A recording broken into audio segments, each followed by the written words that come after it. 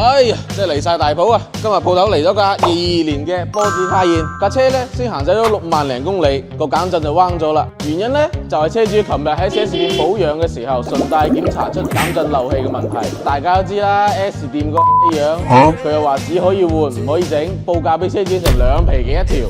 可不敢胡說。車主咧就唔想做呢個水魚啦，於是乎喺網上揾到我哋，知道我哋 S 店1/10唔到嘅價錢就可以整翻，立即就從 S 店揸過嚟我哋度。經過我哋檢查測試之後，機芯咧係完全冇問題嘅，而車主要求又非常高啊，所以我哋推薦咗呢款德國進口維斯頓嘅修理包。因為咧原廠呢款減震器佢嘅頂端啊係拼接式嘅，有缺陷冇咁穩定，而我哋呢款修理包咧佢頂端係一體成型嘅，所以佢會更加穩定。而我哋咧可以俾到你3年10萬公里嘅質保。如果係你會選擇喺 S 店換新定係嚟揾我哋整呢？評論區留言下。